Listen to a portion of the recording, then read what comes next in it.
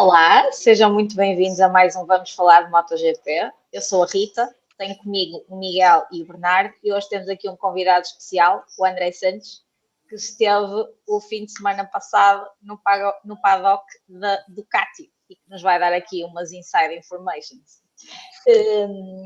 Como habitualmente vamos falar de motas, neste que foi o fim de semana dos amantes do real motociclismo. Zarco foi rei e senhor em Le Mans. É impossível não nos termos emocionado. Até fazemos logo uma abertura a falar de Zarco. Mas ainda assim, o grande vencedor acabou por ser Marc Marquez, que foi o único a pontuar lá na frente. Como habitualmente, quem nos vê através da Bola TV, muito bem-haja. Aos nossos patronos, mais uma vez, muito obrigado. Sem vocês, nada disto era possível. Já sabem, se não são patronos, vão a patreon.com/VFF1 e juntem-se a nós. Se não o puderem ser, juntem-se também a nós nas nossas redes sociais, nas comunidades. O importante é falarmos sobre este desporto que todos nós gostamos. André, vamos começar por ti. Como é que foi a experiência de estar dentro da box da Ducati e ainda por cima neste fim de semana tão apocalíptico naquela box? Foi fantástico. Como estava a dizer, foi a minha primeira experiência de MotoGP. Já tinha visto algumas corridas, nunca tinha seguido como sigo F1. Desde então que tenho seguido como sigo F1 e isso diz muito, mas foi fantástico. Não estava à espera de ver tanta gente e tanta gente a vibrar com as motas. O teu primeiro GP foi este ou já tinhas estado O em meu outro? primeiro GP foi este e foi como a convidado de uma equipa no paddock, por isso acho que não podia ter começado de melhor forma.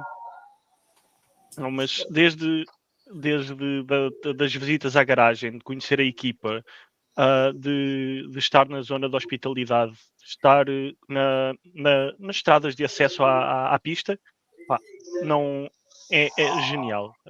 Mudou a minha percepção de MotoGP e de motociclismo completamente. Energia que se sente lá é fora de série, não é? Assim, não, sem dúvida. Não há palavras, é impressionante. E a paixão com que toda a gente falou.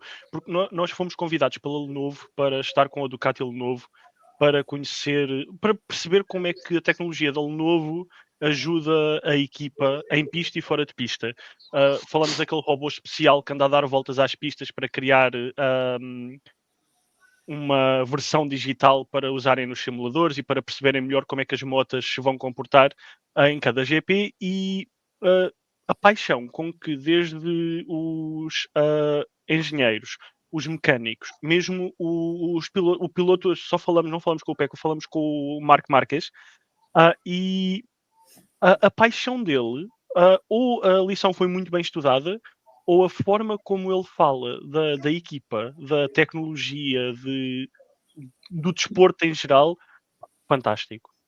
Acho que em relação ao Marques não é lição mesmo estudada, aquilo já é mesmo paixão. Nós, se calhar, há 2 anos, 3 anos, dávamos todas o Marques como fechado, acabado, completamente. Ele teve um calvário de lesões e ele muda Dava para para uma ver as máquina. cicatrizes no braço. Certo. E também teve uma questão na visão. Aquilo ele teve um filme, vários problemas.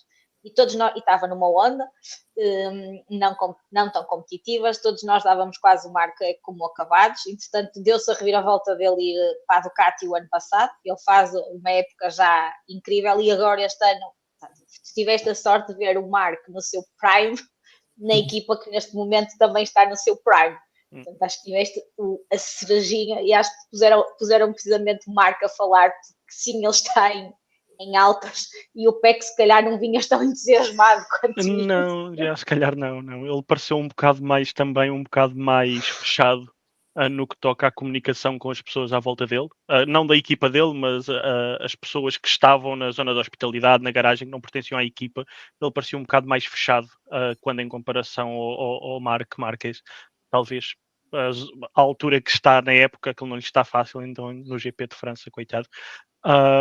Mas já, foi fantástico. E acho que o Marco é mesmo mais comunicativo, mais Ele gosta do show também. O Peco já não. O Peco quer chegar, ir, correr e vir-se embora.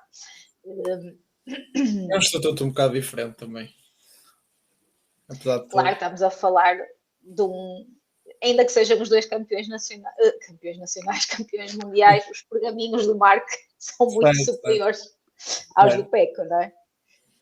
E depois o pico de forma em que eles estão. E vocês, quando estão na box, não sei, eu já vi corridas de MotoGP, mas só no circuito, não na box. Como é que é a sensação, a emoção? Ainda por cima, tu tiveste em Jerez, que foi uma prova atribulada na box de Ducati. Portanto, como é que se sente essas situações nestas... Eles parecem, sabes, lá, eles parecem a fazer o trabalho deles, claro que estão atarefados, mas parecem todos muito calmos. A organização é de uma... eu não percebi bem o que é que se estava a passar ali, porque havia tanta coisa a acontecer, mas ao mesmo tempo eles pareciam todos muito calmos, muito organizados. Tanto que tivemos a possibilidade de ir várias vezes à garagem, enquanto eles estavam a trabalhar, e não... Era como se fosse só mais um dia, não era um MotoGP, eles estavam a trabalhar na garagem em casa. E uma coisa que me impressionou, porque nunca tinha estado numa garagem, seja em MotoGP, seja em FIA, qualquer desporto motorizado. Eu imaginava algo muito mais caótico. Mas não, a garagem tinha carpete no chão e nem suja estava. Fantástico.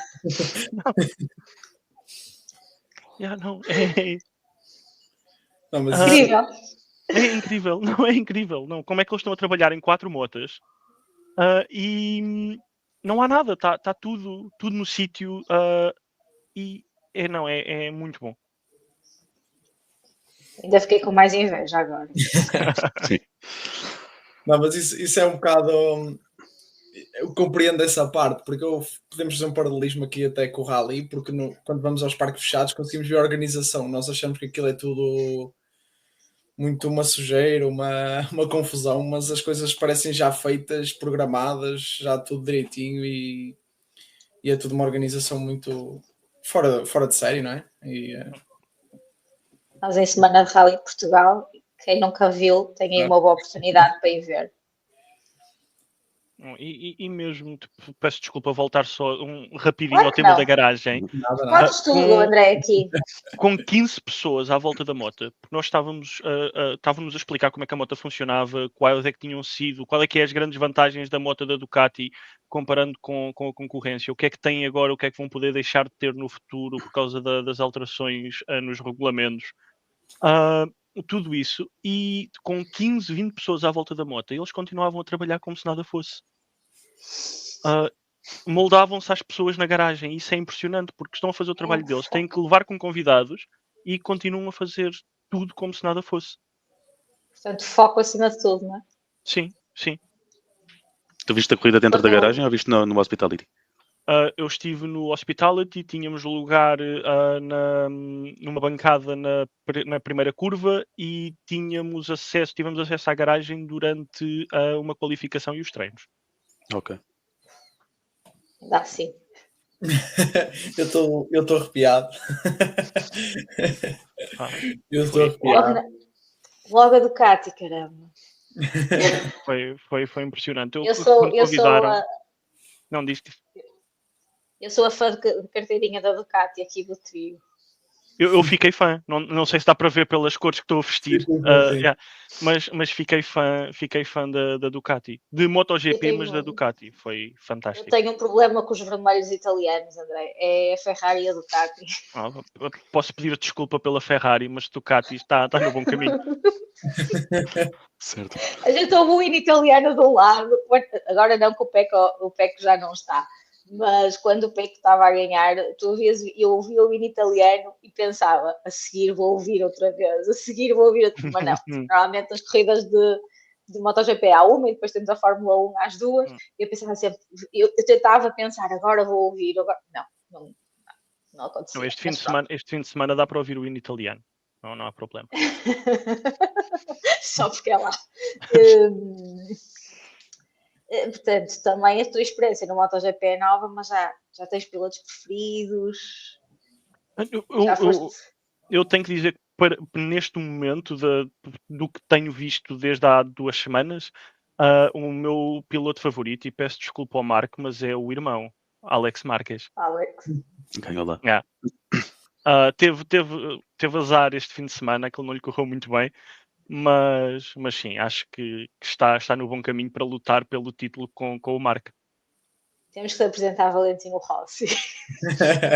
Não, mas espera, pensei que estavas a perguntar dos Não, pilotos atuais. Nós aqui O Valentino Rossi foi a primeira razão de eu alguma vez ter visto um MotoGP. É intemporal, eu acho. Não... E ele estava no Jerez. Sim, ele estava. Mas tiveste chegar lá? Tive a oportunidade de o ver ao longe, mas não era fácil chegar perto. Mas tiveste alguma interação com algum piloto de outra equipa que não a Ducati? Não. Nós fomos com a Ducati. Estivemos sempre com a Ducati e o tempo que tive para explorar foi para explorar a área do MotoGP, a área da corrida, e para explorar um bocadinho do paddock, mas como os pilotos estavam nas garagens ou na zona de hospitalidade de cada uma das equipas, e eu a vestir estas cores e com espera, só para dar mais flex e para dar inveja, e com uma coisa destas aqui, dava um bocado de cana entrar na zona de hospitalidade das outras equipas. Isto foi só mesmo para espetar a faca. Aquilo nós entramos, eu e o Miguel entramos no paddock de Superbikes e já achamos aquilo um mundo. O outro que a gente vê ao lado, só as hospitalities, quando estamos na bancada a ser montadas, aquilo é qualquer coisa, não é? E em Jerez, então, Como é que eles tiram aquilo de dentro de um caminhão? É impressionante. Principalmente, falando de outra equipa, o paddock da Red Bull, da KTM. Aquilo é impressionante, tem 3 andares. Sim. O da Ducati tinha 2 e já era impressionante como é que eles conseguem fazer aquilo tudo. Mas o da Red Bull com 3 andares, aquilo é um apartamento, uma vivenda. Eu digo já, o ano passado na bancada em Portimão, eu reclamava porque aquilo tirava-me visibilidade. É algo impressionante. E é o paddock, tirando uma coisa ou outra, aquilo é como estar estás numa cidade, tens lá tudo. Certo. E uma coisa fantástica foi que as bebidas e a comida fora da zona de hospitalidade, mas dentro do paddock, eram mais baratas do que na zona de acesso geral. No acesso geral é para fazer dinheiro. Não. Foi algo que eu não estava à espera, porque aí está, no paddock pensei que seria mais caro, mas não. Por isso, foi muito bom. E estavas a falar que eles estavam-te a explicar como é que era a moto, não sei o quê, quando se ouve aquele barulho do motor, porque dentro do paddock ainda deve ser mais incrível, porque se elas quando começam a pô-las cá para fora, aquilo já se ouve barulho, aquilo já se é assim uma sensação incrível. É ensurdecedor. É ensurdecedor, mas é muito bom. O barulho é a mesma, para mim foi a mesma coisa do que eu gosto muito de carros. Fiquei a gostar muito de motas, porque o barulho daquelas motas é melhor do que o barulho de muitos carros. Mas o melhor foi... Arrepia, não é? Arrepia completamente, mas tive a oportunidade de estar no acesso, naquelas estradas à volta da pista, mesmo à saída das boxes, ou seja, estava ali quando eles estavam a entrar para começar a volta a warm-up lap. E só o barulho das motas a passarem ali a 2-3 metros não há palavras para descrever, arrepia. É isso, acho que se a nossa sensação na bancada já é essa, então deve ser. Não, eu acho que também, ainda bem que eles te convidaram para Jerez, porque acho que foi tipo, é o início porque é dos melhores grandes prémios que existem. Portanto, é um grande circuito para a introdução, sim. Portanto, para a introdução. Mas para não... do público em geral também é qualquer coisa que se faz lá. Era isso que eu ia dizer, para não estar aqui só a dizer paddock foi genial, ir à garagem foi genial, tudo fantástico, mas gostei se calhar mais de estar, eu estive na bancada durante o sprint e gostei mais de estar na bancada no meio do público, a ver como é que eles vibravam cada vez que as motas passavam, do que estar num espaço mais fechado com outro tipo de ambiente, muito bom também, mas estar ali na bancada, no meio do público, a vibrar, foi uma sensação, foi especial. E foi com isso que acabaste com o bichinho do MotoGP a morder. Não, E é um caminho sem retorno, normalmente. Eu saí de lá a dizer que queria tirar a carta de moto, por isso. Não, foi muito, muito bom. Temos mais um convertido. Yeah, completamente. Não, Mais um para se juntar à família. completamente. Não, é completamente diferente e diferenciado. E acho que essa energia, que não há nenhum fã de motociclismo que não queira ir a Jerez pelo menos uma vez. E tu tiveste o privilégio de começar lá. Portanto, imagino que deve ser completamente fora de série. E foi completamente fora de série. E digo mais, peço desculpa aos fãs de Fórmula 1. Eu sou um grande fã de Fórmula 1, mas achei que o público vibrava de forma diferente. Eu já tive em alguns Não tem grandes nada a ver. prémios na bancada e o público vibra de forma diferente no MotoGP. Nota-se que toda a gente que ali está gosta mesmo de ali estar. Sim. E a Jerez, ainda por cima. Tu se ok. calhar tiveste a experiência de quem vai Ai, está-me a falhar o Eu também acho que Grande- o MotoGP é Grande mais. Prémio de Itália, o Grande Prémio de Itália, que os Monza. tifosi ficou loucos. Monza, desculpa, estava a faltar a palavra. Tu ali tiveste uma experiência, se calhar, que na Fórmula 1 só algo similar em Monza e não é exatamente igual, mas se calhar a paixão com que as pessoas vivem acontece. Ok. A questão é que no MotoGP isso acontece em muitos grandes prémios. Aliás, Ok. tu viste as bancadas em França, a loucura que foi, bateu-se recorde, e são franceses, que nem sequer são as pessoas mais capazes de extravasar e tudo mais. Portanto, eu acho que realmente os apaixonados das motas, como nós, vivem isto de uma forma muito intensa e tu tiveste a oportunidade de começar no sítio onde se calhar é mais intenso. Ok, não tinha essa noção. Fiquei ainda mais contente de ter ido agora. Jerez é o pináculo, é o que eu te digo. Qualquer apaixonado de motociclismo quer ir a Jerez, ver uma corrida. Uau. Disseste que viste a qualificação da garagem. A equipa ficou tão surpreendida como eu fiquei quando o Quartararo sacou a pole position ou não? Talvez, sim. É possível. Eles são muito bons. Eu tinha essa noção por ver principalmente F1 na televisão. Mas eles são muito bons a esconder as emoções, principalmente quando têm pessoas à volta. Certo. Mas é provável. As únicas emoções que eles... Desculpa, Rita. As únicas emoções que eles não gostam que eles não conseguem esconder é quando é algo negativo que afeta diretamente a equipa. Uhum.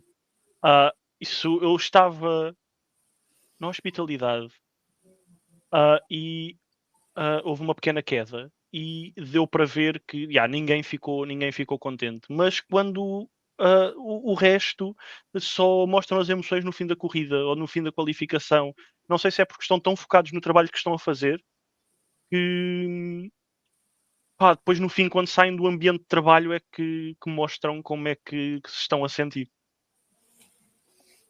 Não, mas isso é uma ideia que eu já tinha, porque eu acho que nós às vezes estamos a vibrar mais do que eles. Eles parecem muito calmos, olham só para o ecrã, para os dados, para ver se está tudo ok. Não te esqueças que é Ducati, portanto tens lá o David Tardosi. Certo. Dá a sensação que está sempre no limiar de ter um ataque. Certo. Mas o resto está tudo muito ok. Não sei se tiveste a oportunidade de falar com ele, André. Não tive. Ele é o team manager da Ducati Lenovo e Sim, quando vis as transmissões vais começar a perceber agora. Ele está sempre, nós estamos sempre a achar quando é que ele vai ter um ataque no paddock, que ele vive aquilo de uma maneira. Ele é um fã que tem a oportunidade de estar ali a trabalhar e ele fica completamente. É espetacular. As reações dele normalmente são sempre as mais interessantes e as câmaras gostam muito de as ir buscar. Os de Giralinha, não, já é mais tranquilo, que é o engenheiro-chefe, que é o homem que fez essa super Ducati. São mais ponderados. Mas na Fórmula 1 eu acho que se nota mais isso, essa situação das equipas quando há alguma coisa que vemos dos pilotos, o os mecânicos estão sempre normalmente sentadinhos, muito direitinhos, a porem mãos à cabeça ou com ares de tristeza. Nós, por acaso, no MotoGP achávamos que sim, mas não conseguimos ver, porque é uma coisa que não se mostra tanto o interior das garagens como acontece na Fórmula 1. Não, eu com quem tive a oportunidade de falar foi com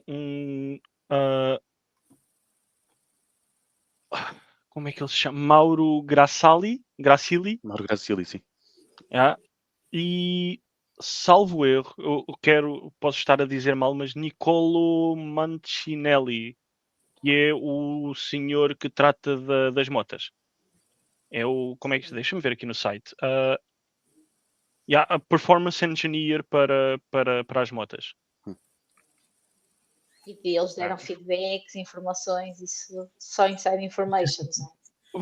Basicamente, eles passaram a conversa que tivemos com eles foi para eles explicarem, e eu não tinha essa noção, a quantidade de informação, porque na F1 tu tens a informação toda em tempo real. No MotoGP isso não acontece. Por causa de regulamentos, não podem ter, não têm, mas sempre depois de cada sessão, a quantidade de informação, os gigas e gigas de informação que têm que ser passados, tanto para a garagem, das motos para a garagem, como para a equipa a trabalhar nos headquarters, é impressionante. Eu não tinha noção que uma sessão seja treinos, qualificação, em 6 motas, há tanta informação que têm que passar. Outra coisa que eu também não tinha noção é que a Ducati neste momento está com a equipa de fábrica e outras 2 equipas. E eles têm acesso aos dados das 6 motas. Aí partilham, essas 3 equipas partilham os dados entre si. E isso é muito bom porque acabas por ter mais, e dá uma grande vantagem à equipa. Quanto mais equipas tiver, pode ser mais difícil de fazer gestão, mas acabam por ficar com mais dados, não? Sim, dá uma vantagem dependendo das equipas. Ok. Por exemplo, na Aprilia, que tem a Trackhouse, uma questão que se fala e que já é que não há muita partilha aqui dos dados. Cada um trabalha de uma forma muito individual. Mas é como o Bernardo dizia, o ano passado a Ducati tinha 8 motas. Sendo que, neste momento, eles têm 3 de fábrica, ou seja, 3 deste ano e 3 do ano passado. Então, com o spec do ano passado. Ok. É que isto é parecido, mas é diferente, pois, a questão aqui com a Fórmula 1. Mas é impressionante a quantidade de dados, tudo o que está a acontecer depois da corrida. Parece que depois da corrida ou não, depois de cada sessão é quando começa o trabalho a sério. Para conseguirem analisar tudo e perceber o que é que se vai passar na sessão seguinte, o que é melhor para a corrida, o que é que não é. É muito...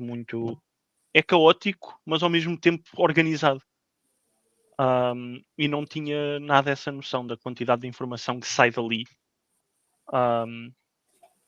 Já não, muito bom. Estas motas são uma loucura. É. Bernardo, Miguel, não sei se querem dizer mais alguma coisa ao André. Não, se o André quer partilhar mais alguma coisa connosco. Eu só estou a desfrutar do que o André está a contar. Quero só dizer mais uma coisa. Que eu também não tinha noção. Que eu não tinha noção. E vocês provavelmente têm noção disto. E as pessoas que nos estão a ver e a ouvir também têm noção disto. Mas é a quantidade de pequenos detalhes para a aerodinâmica que as motas têm. Asas em todo lado. Pequenas asas. E tudo em todo lado. Para fazer com que as motas acabam por ter mais ground force. E eu não tinha noção que isso existia também nas motas. Com tanta força. A linha. Sim. Gigi a linha trouxe as asas para o MotoGP. Eu não sei se é verdade, ou não sei se estou a dizer isto de forma certa ou não, mas a Ducati foi uma das equipas que trouxe aquelas asas frontais que as Ducatis têm. As outras equipas não estavam a usar isso até a Ducati se lembrar que era uma boa ideia. Pelo menos, acho que foi essa o que nos disseram. Eu as frontais não sei, sei que aquelas que têm atrás parecem assim quase as penas as penas a sair. Foi o Gigi da linha que as trouxe e que na altura foi um choque esteticamente para nós ver aquilo ali. Custou muito, entre aspas, mas fez-nos um bocado de impressão. Agora já achamos estranho, se calhar, não as vermos lá. Mas sim, a Ducati com o Gigi Dall'Igna revolucionou muito as motas e a questão aerodinâmica e o que vimos hoje em dia. Mas isto já é mais o teu departamento, Bernardo. Tu é que és mais o dentro destas coisas. Um mecânico. Eu acredito que sim. Nós brincamos que o Bernardo é a nossa enciclopédia, André. Ok. Então, Bernardo, diz-me uma coisa. Sabias que a moto do Marc Márquez tem um acrescento na parte traseira do banco? Porque ele é pequeno, então tem que ter ali um acrescento para ele se sentir bem no banco? Não sabia, mas...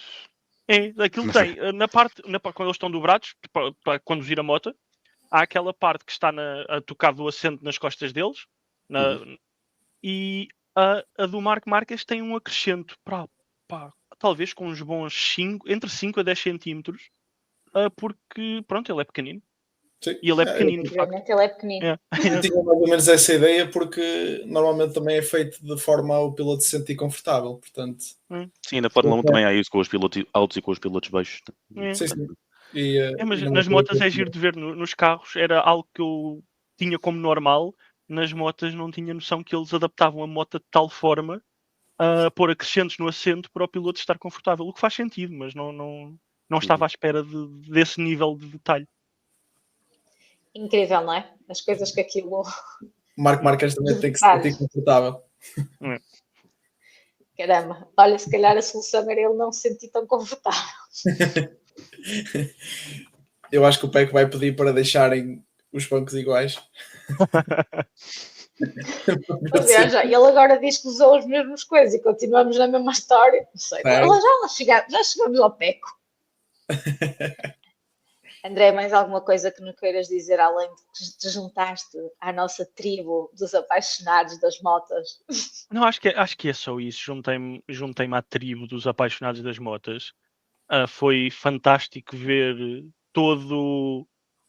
a tecnologia que existe ali. Muito, mais uma vez, peço desculpa voltar a comparar, mas muito como na F1 ou até mais, porque são precisas outras coisas que a F1 se calhar não precisa, e a F1 vai ter coisas que o MotoGP não precisa.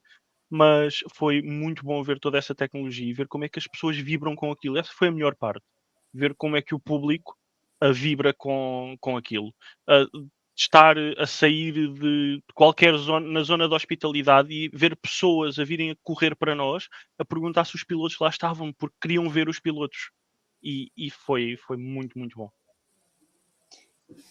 E peço desculpa por todo o flex e estar aqui a espetar facas, mas foi mesmo bom. Nós até agradecemos. Nós gostamos da experiência, ficamos com inveja e ainda com mais vontade de ir a Jerez. Visto isto, vamos falar do que aconteceu este fim de semana. O André vai se juntar aqui a nós. Portanto, vitória de Zarco à chuva, vai ser uma serenata à chuva, basicamente. É impossível ninguém se ter emocionado com aquela vitória, com aquele público, com aquele delírio. Tivemos no sábado um dos verdadeiros racers que temos no campeonato a fazer aquela pole brilhante de Quartararo. Domingo temos a vitória de Zarco, e parece que foi quase uma licença poética. A chuva, a serenata, foi incrível, Zarco ganhou, caramba. Os franceses todos. Fogo. Zarco ganhou. Eu acho que até sou melhor assim, sinceramente. Eu gostava, atenção, que o Fábio tivesse ganho, mas ser o Zarco, eu acho que foi tipo. Nós esta semana nem vamos precisar de inventar muito para meter o Zarco no ponto positivo. Acho que é óbvio que é um ponto positivo para toda a gente, ainda que alguém eventualmente vai destacar. Mas, apesar disso, o grande vencedor foi Marc Márquez, porque teve Alex, Pecco e até o Morbidelli sem pontuarem. Portanto, ele acaba por sair vitorioso, ainda que não saia com a vitória. E, portanto, continua lá a sua serenata também rumo, a sua senda, o seu caminho rumo à vitória final. Os pontos positivos. André, és o nosso convidado. És o nosso primeiro convidado. Oh, uau! É verdade. E deixamos já aqui as portas abertas para quando quiseres vir, estás à vontade, é só dizer. Obrigado. Diz-nos lá qual foi o teu ponto positivo deste fim de semana de Le Mans. O sprint, porque Marc Marquez mais um, e continua, sempre que há um sprint, Marc Marquez ganha. Mas claro, ter um piloto francês a ganhar Le Mans foi fantástico. Ver o público a vibrar, ele a chorar no fim, não conseguiu conter a emoção. Foi muito bom. E mais uma vez ver que, e porque eu entrei no mundo do MotoGP através da Ducati Lenovo, e ver mais uma vez a Ducati tão bem, principalmente no sprint, mas ver a Ducati tão bem não só na equipa de fábrica, mas também nas outras motas. É muito bom. Mas isso deixa muito feliz, pelo menos esta temporada, porque Perfeito. até se fala que é a Copa Ducati. Fui escolhido pela equipa certa para ser introduzido ao MotoGP. Basicamente, podia ter sido mais sofrível com outras. Na Ducati, pelo menos não vais sofrer. São os italianos que neste momento não fazem sofrer. Yes, não te escolheram para ir à Trecal. Olha que a Trecal ainda tem 2 pilotos. Vamos ver. A Aprilia, não sei. Bernardo, queres começar tu com os positivos para ti? Sim, vou começar precisamente pelo vencedor, porque Zarco ganhar daquela forma. Eu, no grupo, não sei se foi no nosso grupo do podcast ou no grupo das duas rodas, disse que tinha pena que ele já tivesse uma vitória no MotoGP, porque se esta fosse a primeira, era ainda mais épico, mas sim, em condições difíceis era difícil de escolher a estratégia certa, ele acertou nisso tudo. E em termos de ritmo foi mais rápido do que todos, até do que o próprio Marc, e portanto a vitória está muito bem entregue, e para além de ser bonito ver um francês a ganhar em casa. Eu acho que é sempre bonito ver o piloto da casa ganhar. O Sim. facto de ser em Le Mans traz aqui uma dinâmica completamente diferente. É a primeira vez que um francês ganha Le Mans no motociclismo, e já não ganhava um francês o Grande Prémio de França acho que desde os anos 60 ou 50. 60 ou 50, sim. Portanto, um feito absurdo. E tem, aliás, o Fábio foi campeão mundial, o Fábio já ficou em segundo lugar no campeonato e nunca venceu Le Mans. E viram que acho que foi a primeira vez que os pais do Zarco estavam presentes no circuito a vê-lo. Isso não reparei, mas eu houve uma altura que temi pela saúde do senhor Zarco. Portanto, acho que ficou ainda tudo muito mais épico. Acho que foi incrível. Não, é impossível gostar de corridas e não gostar de Zarco, e é impossível um fã do desporto não se ter sentido arrepiado com aquela vitória. Ainda por cima estrondosa. Eu já nem vou falar há quanto tempo é que alguém não devia ganhar com 20 segundos, porque eu não me lembro de ver isso sequer. Mas pronto, foi incrível. Não há mais que se possa dizer. Miguel, queres dar a tua referência ao Zarco também? Posso dar a minha referência ao Zarco, acho que já não é... É só reforçar aquilo que o Bernardo disse. Acho que já não há palavras para o Zarco. Tudo aquilo que ele traz às corridas, corrida após corrida, a esperança que ele traz à Honda. Agora já existem campeões do mundo que querem ir para a Honda. Peço desculpa. É que é isso, não estamos a falar. Zarco ganhou em França, mas esquecemos de dizer o pormenor. Zarco ganhou em França com uma Honda não oficial. Exatamente. Mais uma vez vai cortar aqui um domínio Ducati, uma cena completamente fora de série, pensar. Eu acho que a Ducati até podia bater o recorde de vitórias consecutivas. Sim. Que era da Honda, esse recorde, acho eu, precisamente. E portanto o Zarco disse, não, hoje não há festa para ninguém e vou aqui fechar já isto. Acho que foi... Inacreditável. Foi incrível, acho que foi incrível.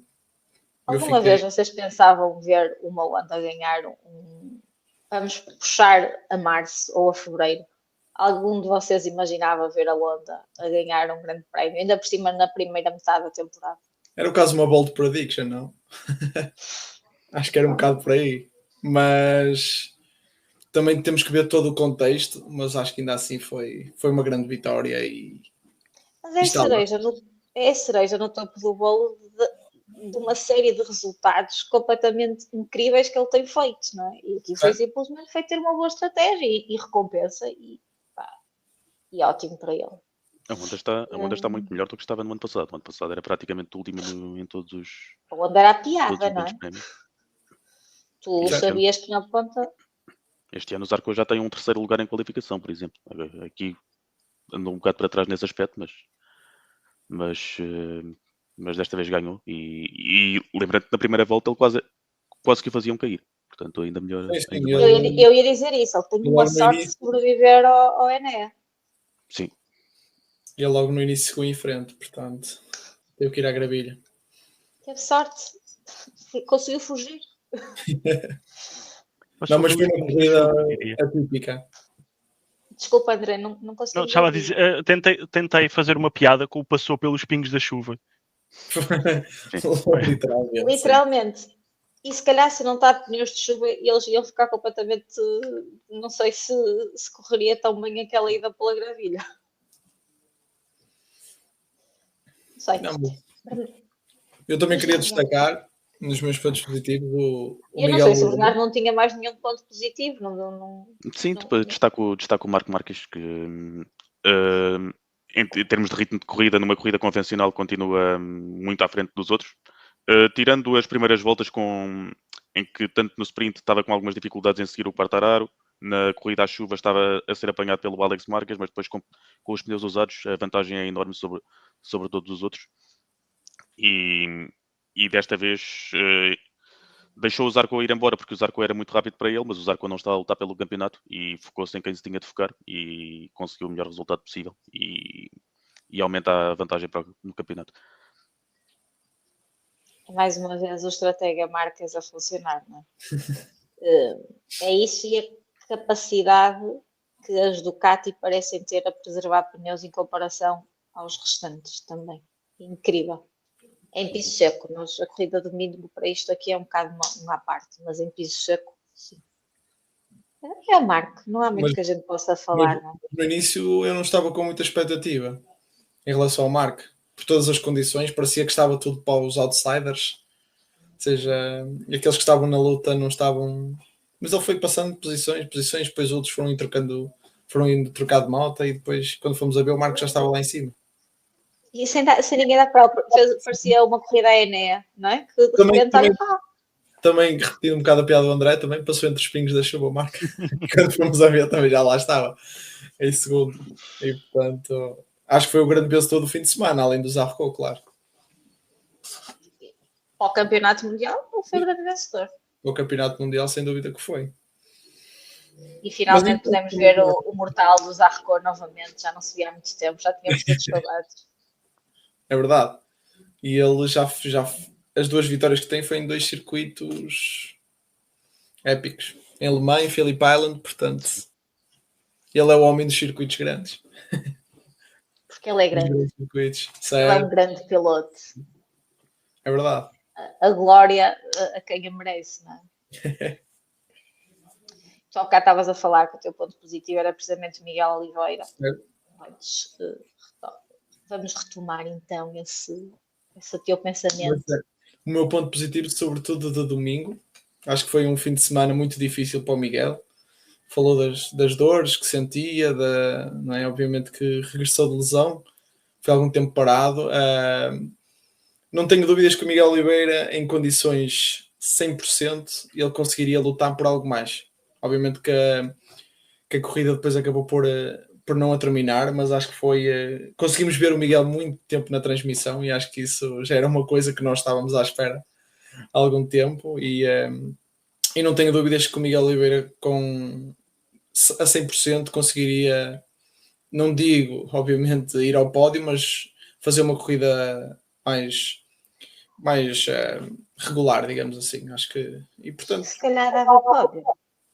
Possivelmente, mas eu também não sou assim tão... Um top 5 dava de certeza. Um top 5 não tenho dúvidas que um top 5 daria. Agora um pódio é muito difícil de se calhar conseguir apostar nisso. Porque também acho que o Miguel tentou se salvaguardar, não só pela lesão, mas porque não tem um conhecimento tão profundo quanto isso também da moto. E Certo, por isso, certo. normais é loteria, sabes? Estou assim a fazer Sim. um bocado de futurologia a mais, estou quase a pôr o chapéu de alumínio. Mas deu-nos boas sensações e boas impressões, o que é ótimo. Sim, em todo o contexto, eu acho que foi até uma boa corrida de domingo. Obviamente que Foi acabou bem por cair. crescendo ao longo do Sim, fim de obviamente semana. que acabou por cair, mas eu acho que eu também ia vendo nós a falarmos e outras pessoas a falar, e eu estava a ver uma crescente expectativa, ou seja, as pessoas estavam a ver a corrida a correr bem, o Miguel. E quando nós íamos contando os pilotos que iam às boxes trocar de moto, os pilotos que tinham penalização e o Miguel não tinha, existia aquela possibilidade de ele subir posições. E acho que até foi, obviamente que não terminou da maneira que nós esperaríamos, mas acho que até foi um fim de semana positivo. E acho que o Miguel pode estar satisfeito por isso. O que falhou mais na questão da Pramac, mais do que a limitação física do Miguel Oliveira, eu acho que, sobretudo, o pneu médio de chuva que ele tinha na traseira, acho que era isso que estava a deixar mais lento. Porque o Zarco, por exemplo, estava com o macio e o Miguel, à medida que se iam aproximando dos pilotos que o ultrapassaram, os dois Marques, o Aldeguer, o Vinales e o Acosta, via-se que o Miguel estava com dificuldades nas trajetórias e em ser rápido por causa desse pneu também. E também ele disse que quando caiu estava super lento e mesmo assim teve o high-side e portanto acho que foi sobretudo pela escolha do pneu. Mesmo se não tivesse caído, acho que pelo menos um 7º lugar acho que conseguia, mas com um pneu melhor se calhar ainda melhor fazia. Eu sou otimista, portanto.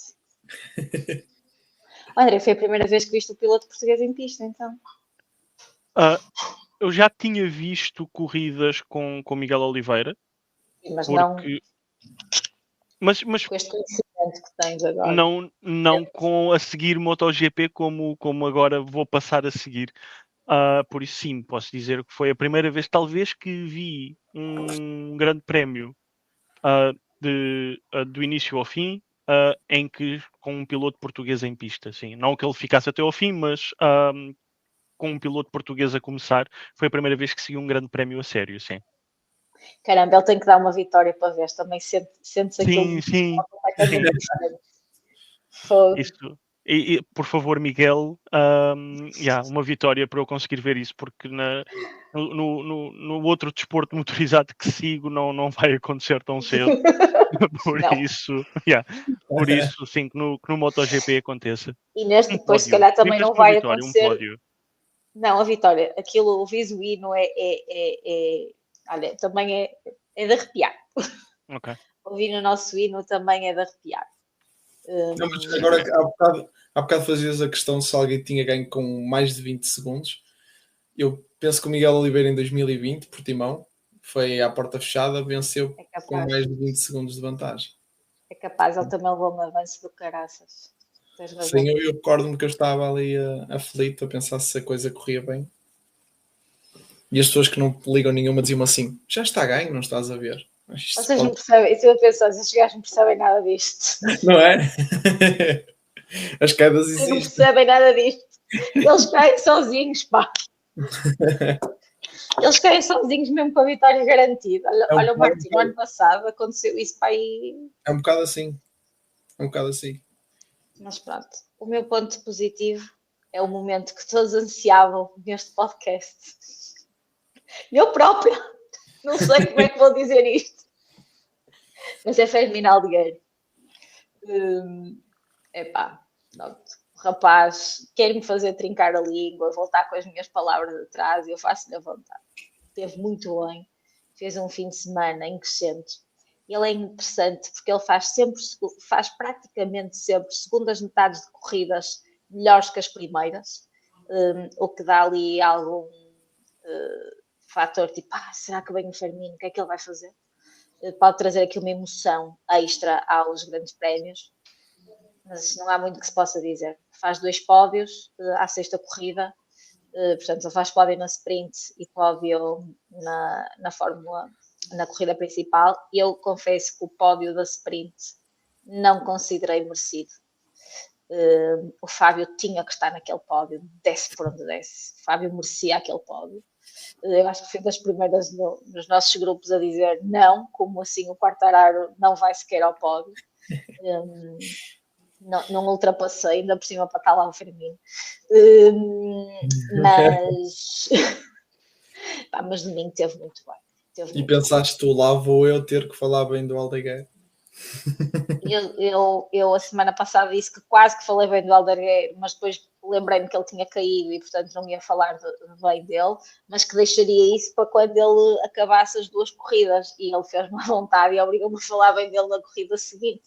Portanto, Fermín Aldeguer foi o meu ponto positivo. Para toda a gente que já brincou comigo no grupo das 2 rodas, aí está o ponto positivo. Fermín Aldeguer. Eu não sou muito fã de Fermín Aldeguer, André, e eles estão sempre a pegar comigo. E toda a gente já sabe disso. Eles dizem que eu sou a maior fã dele já na brincadeira. E, portanto, estou aqui a fazer a minha meia-culpa. Mas este fim de semana esteve bem, sim. Foram, como disseste, 2 pódios. Não dá para dizer que não. É o que temos. Não, mas eu acho que até eu próprio ele está a surpreender-me. Acho que toda a gente está a começar a ficar cada vez mais ambientado com a moto, mesmo que digam que é uma Ducati. Afinal, os senhores Ducati não estavam tão louquinhos como nós pensávamos, se calhar. Certo. Não, é como diz o André, eles têm muitos dados, portanto eles sabem mais que nós. Nós só estamos aqui para mandar os bitites. Vamos só rapidamente então aqui aos pontos menos positivos deste fim de semana. André, once again, tens a via aberta para ti, tens o direito de começar. Pontos menos positivos. Eu quero só dizer que vocês têm estado a falar e eu percebo que ele veio de uma lesão, mas eu queria muito ter visto o Miguel Oliveira a terminar a corrida. Foi uma pena não o ter visto a terminar a corrida, porque, como referiste, foi das primeiras vezes que segui um MotoGP do início ao fim. Eu gostava de ter visto pelo menos a terminar a corrida. Outra coisa que eu não percebi, se calhar vocês até me podem explicar, é como é que o Marc Marques, corre-lhe sempre tão bem o sprint e depois na corrida, no MotoGP, no GP em si, aquilo não lhe corre tão bem.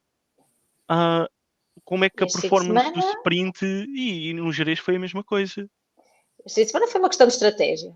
Pura e dura, ainda assim, a estratégia dele, no meio das que foi erradas, que foram 11, que trocaram de moto e que depois tiveram a penalização, acabou por ser a que funcionou melhor. E ele próprio diz que acha que aquela foi a estratégia acertada, porque é o que ele sentia. Nas corridas, ele às vezes vai demais.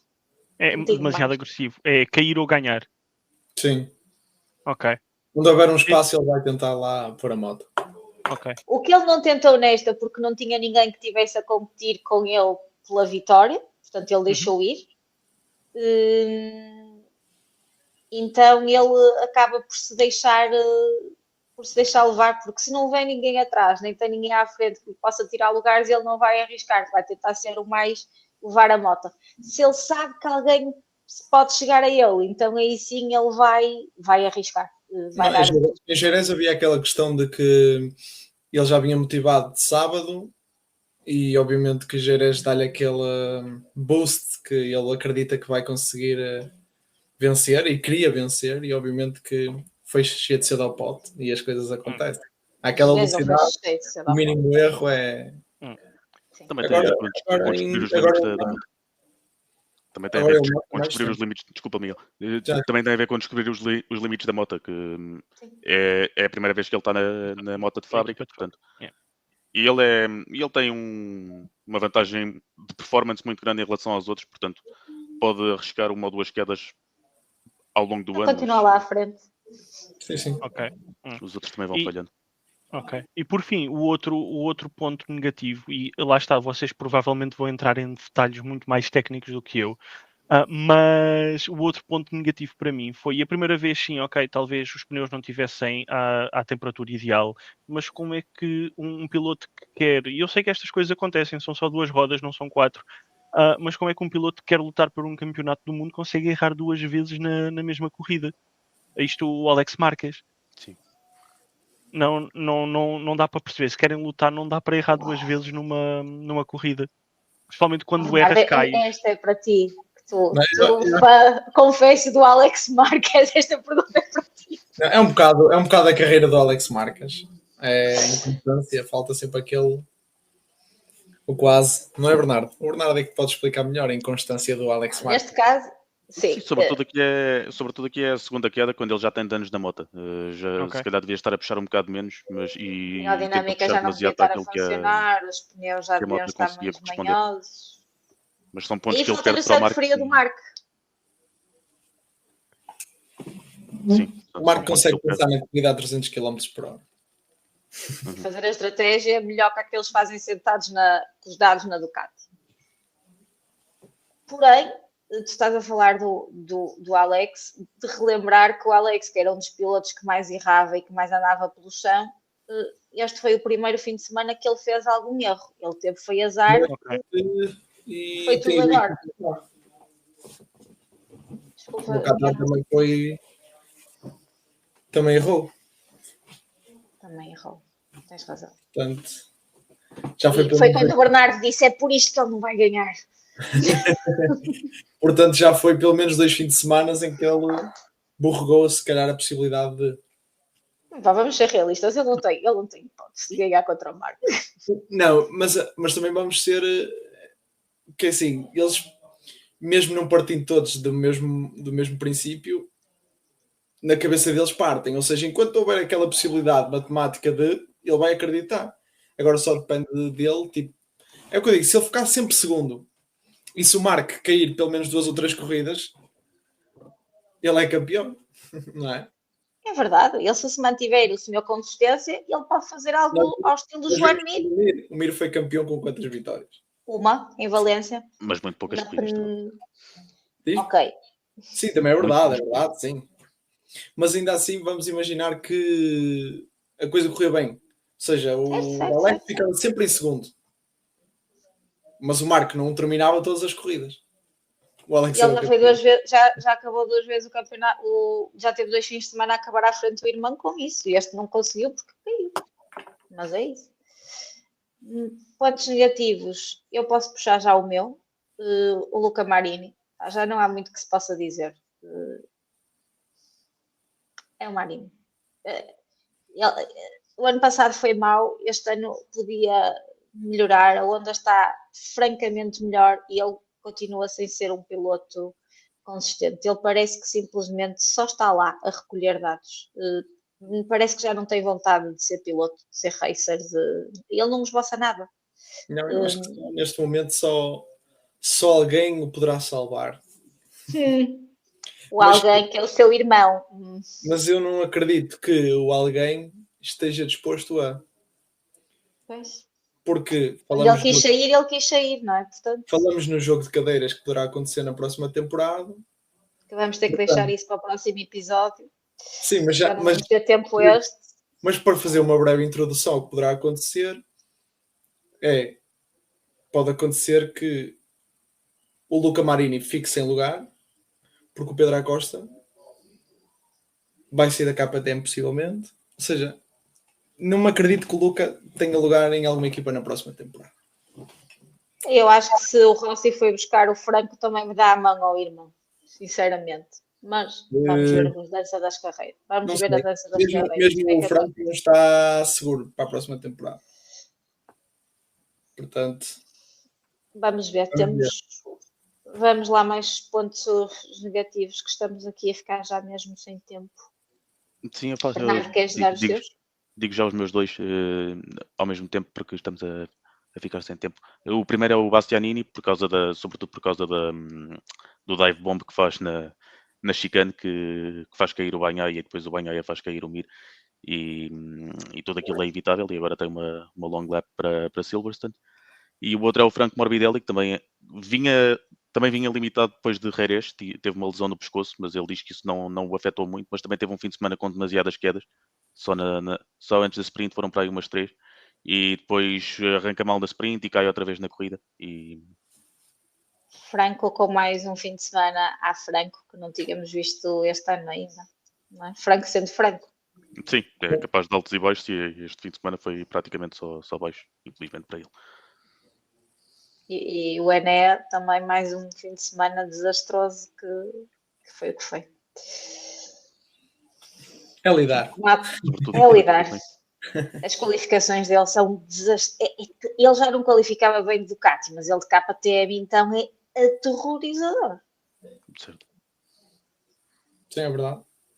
Mas também é o que todos sentem quando saem de uma moto ganhadora. Mas uns difícil. recuperam melhores que outros, não é? Mas pronto, Sim. ele não está de todo a funcionar. Miguel, teu ponto negativo, tens algum? Já falamos de todos. Tenho o Pecco Bagnaia. Eu acho que já nem é ponto negativo, porque já é mais... E mesmo aqui no meio já fomos falando também. Sim. Portanto, foi mais um fim de semana para esquecer para o Pecco. E não sei qual é a expectativa dele, se é já deixar este campeonato terminar e ir para o ano base, porque nós tínhamos expectativa de que o Marco obviamente fosse melhor, mas não, ou seja, que o Pecco fosse um incapaz e foi mais um fim de semana muito mau para o Pecco e para o piloto que é o Pecco e para aquilo que nós tínhamos a expectativa dele. Eu acho que nós estamos... Eu concordo contigo que o Pecco tem sido uma desilusão, especialmente para mim, que já disse que sou fã do Ducati e fã Pecco. Mas ainda assim, em comparação às épocas passadas, ele não está tão mal quanto isso. Só que por comparação ao colega de equipa, está muito pior, que nunca foi a razão. Nós também sabemos que o Pecco, depois da pausa de verão... Ele também sabia que tinha que dar esse passo. Ou seja, ele se calhar esperou só que, ou seja, ele antes nunca teve um colega do nível do Marco Marques. Ou seja, sempre foi ele o número 1. Não há, ou seja, obviamente que esta está a ser uma temporada até interessante para ele, ou seja, em comparação com as outras, mas o seu colega de equipa está bem melhor do que ele. Ou seja, quando o nível aumenta, espera-se que ele aumente também o nível. Ou seja, que ele siga, pelo menos. E ele não tem seguido sequer, nem o Alex Marques fará o Marco Marques. Ou seja, deve ser complicado. Vamos ver. Eu acho que ele precisa da pausa de verão. Pode ser que não vá tempo. O André estava lá e viu que o Pecco pouco fala, portanto, ele mas sabe. É isso. Vamos ver o que é que vai. Eu acho que... Mas tens os mesmos pontos que o ano passado, ele sim, mas mesmo assim não estou sequer em segundo. Não, mas eu concordo. Eu só sei que nós também subimos a exigência em relação ao Pecco que tínhamos, se calhar, em relação ao passado. E por isso é que ela constantemente tem sido uma desilusão, pelo menos para nós, se calhar para ele próprio também acho que tem sido, mas é muito mais disto. Só deixar uma nota que temos mesmo que terminar. Tivemos a nova regra que nós falamos aqui a semana passada, foi posta em vigor, a penalidade foi cumprida, acho que desta vez a direção de prova esteve bem, ainda que houvesse ali um bocado de confusão, mas pelo menos a regra foi posta e usaram a parte que diz se considerarem, eles consideraram, e quem arriscou não foi prejudicado por isso. E, portanto, por isso, uns props à direção de prova. Mais uma vez, acho que já não temos mesmo mais tempo. Agradecer-vos a vocês. André, foi um enorme prazer ter-te connosco. Sempre que quiseres, volta. Junta-te a nós para falarmos nas corridas no grupo das duas rodas. Aquilo é giro e vamos mesmo falando também durante a semana destas questões. Quem está em casa também se junta a nós. Muito obrigada por nos terem visto e um bem-aja a todos.